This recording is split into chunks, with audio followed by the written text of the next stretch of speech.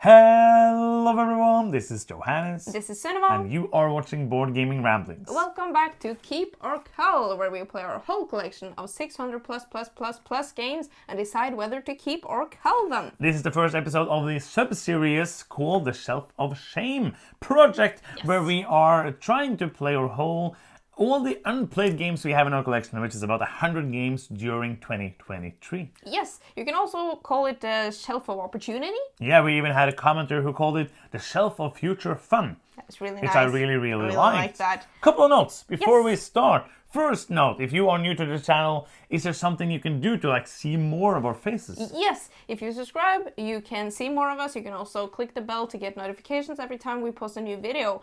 And number two is that you can join our Discord channel where we talk about board games and other stuff and board games and have fun with nice people. If you want to do that, click the link in the description and we will see you there. Yes. Let's get to the games. Do you want to begin? Yes, I can begin. First game of today is Redlands. Okay, are you ready? Yes. 1, 2, 3, boom! It's a cull from me, but I thought it was really fun. Yes. It is a two-player head-to-head game. We're trying to destroy each other's bases. So I thought it was fun to balance the offense and the defense in this game, and also manage the water, which is your currency. So a lot of fun with this game. If I had owned fewer games, I would probably keep this. Yeah, and also these head-to-head games aren't usually your favorite style of game. Yes. For me, it's a good game. I like it. I know many people love it, and I can see that. But I don't. It's as always, it's easier to call games that are new. Yes. And this is a game that was good, but not a game that I need to own. I agree. Next up, the smallest game of this in this video. Scout. Usually when you play an Oink game, it's going to be the smallest game you play. Yes. This is Oink. No, it's Scout. Are you ready? Yes. 1, 2, 3, boom. I thought this was really nice. What did you think? Oh, it's a really great game. It's a very simple card game with many traditional card game elements. Yeah. But with some twists here and there. So it's one that you can easily. I think this is one that my family would love to play because it's just so quick and it's so simple, and you can play it again and again, and it's so small and so few rules. Perfect. It's just a really great little card game that I'm looking forward to play again. Very, very clever. Next up, we have a Rift Force. Another two-player only game. Yes. If you go and see the last Keep or Cull as well, we actually played quite a few of this lately. Yeah, we didn't have a lot of time to play this month, and you can go and check the video on Wednesday to hear more about that. Are you ready? Yeah. 1, 2, 3, boom! As far as two-player games go, this was not my favorite. I thought that it had some similarities, for example, with the Shot and Totten and these card-playing area majority-ish. It's completely different in the mechanisms. But I understand what you mean. But I would turn to other games to get my fix in this genre. I thought it had some cool things though, the special ability on the elements that you play, and that you have to choose the same number or the same type. But other than that, this didn't blow me away. I think it's a good game. I don't need to play it again. I have now played it, and I'm happy with that. Yeah. Done. Cool. Next up, we have another two-player only game. Caper Europe. This is one that many people loved from last year. Let's see what we thought. Yeah. That's the point of this video. Are you ready? Yes. 1, 2, 3, boom! It's so easy to kill new games. Well, it's a great game. Yeah, it's very fun. I thought it had a lot of cool things about it. This is also a card game where you're drafting, and it actually works quite well for a two-player drafting game. I would absolutely say. It's a super solid game. I really enjoyed it. I wouldn't be sad to play it again, but I'm not gonna miss it. Yeah. And that's kind of the deal. I'm super happy we played it. I could easily play it again, but I'm not gonna be oh, where is that game? Yeah. So it's fine, yeah. It's a good game. I think if you like two-player games, this is one that you should get. Yeah, check that out. It's a very solid game and a lot of replayability. We have also played Unlock. Unlock! Yes, this is the one with all of the board game. Game adventures, I think it's called.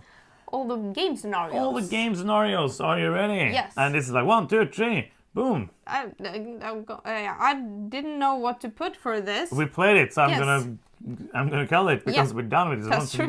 we're done. But this is a great box. Yes. I think this is really good. I really like this one. I liked the Pandemic one and the Mysterium one the most. I thought they captured the essence of the games better. I really like that you don't have to play the games before you play this one. They say that is not necessary, but I think some connections are easier made when you have played these. Yeah, and I think like if you are a person who's gonna play this, you probably have played Pandemic and Ticket to Ride at least. But I think that, as you said, like the two of them are really good and feels a lot. They have, as you said, I'm just repeating. I agree. Is what I could have said, but yeah, I think you should have played the games. It would make it better. Yeah. So yeah, it's gonna be cool. This Next is great. up, we have. I'm gonna do this one first. It's unlock. We've been like on a unlock. We had like 5 unlock scenarios that we hadn't done. We played the first one in this for a long while ago, and now we played the last 2. So 1, 2, 3. Yeah. But yeah, it's obvious call for this, but it's one that we wanna enjoy and include it because we love this game so much. Yes. And What it's did a game you we think play. of this box? I liked it. We didn't do very well No. in a couple of them. I think actually the first one, which is the simplest one, is just a lot of fun. It's just like a pure fun thing. And these are 3 very different scenarios. Yeah, very different. But like it's the one that's the action one is the super colorful. Then you have Robin Hood, which is still pretty colorful, and then you have the Sherlock Holmes one, which is not very colorful. And I like that they like the Robin Hood, the Sherlock Holmes one, without spoiling, is kind of feels like they taken some ideas from the Sherlock Holmes games and like and I love Unlock for their ability to do very different things. So different. With the same type of components. Yeah, I'm amazed every time. They felt unique, all 3 of them. But yeah, absolutely. I think the Sherlock one was the most unique from this box. But all of 3 cases were solid. Absolutely. Next up is on your side. Yes, this is Tenpenny Parks. Back of the box. Back of the box time. I don't know why I did it in this. I don't know. But you did it now. Yes. Are you ready? Yeah. 1, 2, 3, boom. I was very on the edge with this. First disagreement yeah. of the video. I was very on the edge with this one because I liked the first impression that I've got from this game was very good, which means that I would not say no to play it again. Yeah. But it wasn't like next time I'm gonna try this and like next time on Tenpenny Parks.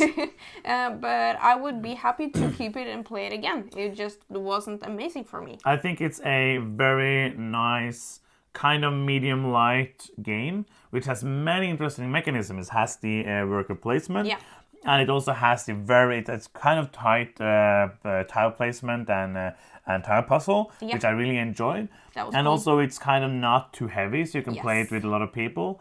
And so it has like kind of maybe it's kind of like a next step game from some of like super simple Tetramino games. Yeah. So I think that this fits great in the collection. Yeah. It's not a category of games that we have too many of. Absolutely. And it might go out the next time, but it's one that I love the theme. Yeah. I think the gameplay was great. The artwork looks is really amazing. nice. So for now, I think we should keep Tenpenny Parks. Next fine with up, that. then we have another 2-player only game. Yes. Yes, this is Seastead. Had it for quite a while. It is the 2-player kind of not version of Flotilla, which was a game that came out a couple of years ago. It's set in the Flotilla universe. Everybody's like has a universe. If you the new game in the Scout universe, gonna be great. Okay, let's do this. Are you ready for the boom? Yeah. 1, 2, 3, boom. Boom. This had some cool elements. It wasn't. I didn't see any similarities with Flotilla other than they used the same theme and setting. Yeah. But mostly I had fun when I played this game. It is about gathering resources and using them to build buildings on these different like flotillas. I presume. That's true. It's correct. Yes, and the interaction in what you build and where you build is interesting, but it wasn't. It was very simple, very, very straightforward, and very fast to play. Yeah. But for me, it lacked a little more of the depth that I would like to have. This surprised me. Like I had no idea what to expect.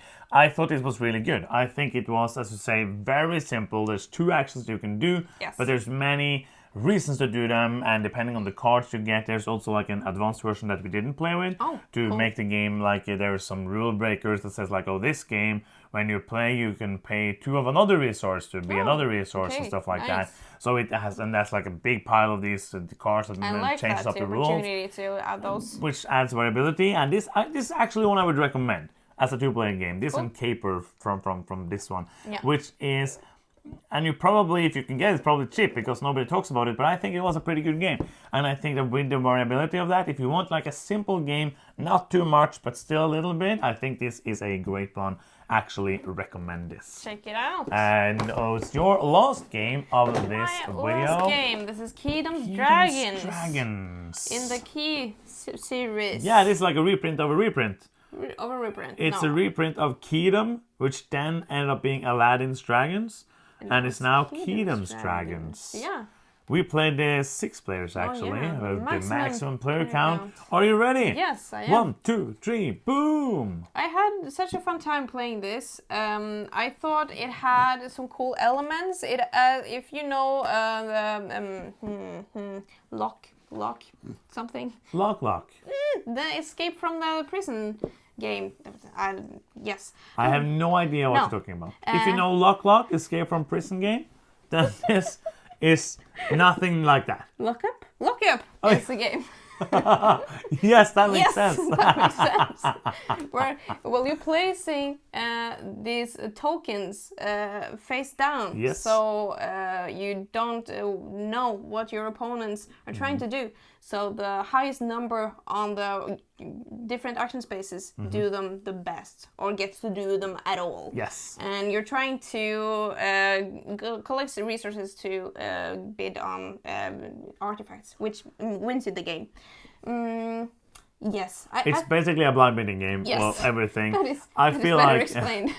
I felt like when I played, I was like, oh, I'd rather just play Lock Up. They're not the same at all, but it's kind of like that kind of. Here, everything is placed face down, so you don't know anything. You know the number, but it's kind of like a bluffing game as well. Yeah. It has many interesting mechanisms. I enjoyed my time playing it, but it's not. For the groups that we play with, it's not one I will feel like, oh, this is one that fits perfectly in with everything else we play.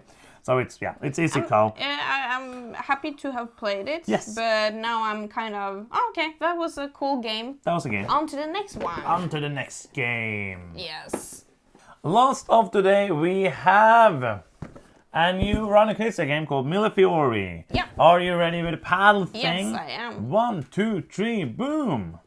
I thought that was nice. It was great. Yes, it really has this Knizia DNA to it, I feel like. I love the components in this game. It looks beautiful with semi-transparent pieces, or transparent pieces in different colors that you place on the different symbols. Explanations! Yes. But the feel of this game for me, and what I think Knizia is very good at, is seeing an opportunity and trying to take it. It is a drafting game, so you never want to send any cards to your opponent, but you have to send all of them except one. That's that is how drafting. drafting works. And that sometimes can be very painful. But I thought overall that this was a ton of fun, had a really cool interaction to it. And it has that typical Knizia thing where you start off, you have some very small things and you build it up to a super combo and you can do a lot of things. It is it's mini games. Like they have nothing. Some of them are connected, but most of them has nothing to do with each other. And you just try to place the best way and get the best combos and get the most points. Yeah. It's a point salad game, Very abstract. but it is super fun and it's one I really want to play again. Yes. So that is the first month of the Self of Shame project. Yeah. We needed to play 8 to 9 games. We played 10, but it was also like simple games. Yes, like Scout is one of the Yeah, games. and 1, 2, 3, 4 of them are like 2-player games, took under an hour, and then we have 5 hours of this. So it's not a month where we we didn't like do a huge amount of the time of the games, No. but the amount of games was like to the point where we needed it to be. Yes. But it's fun. It's like you said, it's simpler to call these games. But it was a good amount of playing this. So what was your favorite and least favorite game? My favorite game, I think, was Scout. It was so simple and so clever. I thought it was just a blast to try. Also, Mille Fiori is a close runner-up, if that is allowed to have. I think like my least favorite of these games, maybe Rift Force. I didn't fall in love with that. For me, I think Mille Fiori is my favorite experience, and I think maybe it has to be Rift Force as well. It was still a fun game, but not something amazing. Yeah. And that's that. If you didn't click the Discord at the beginning, you can do it now to join the Discord channel. Yes. And if you want to see more videos, is there something you can do? Yes, you can subscribe. It's a button down there. Okay. It's fun, it's free, it makes us happy, like this. If you want to do something that's not free, you can. Go to patreon.com/boardgamingramblings and support us there. And that is the end of this video. Thank you so much for watching. I'm Johannes. I'm Sunniva. And you've been watching Board Gaming Ramblings, and bye.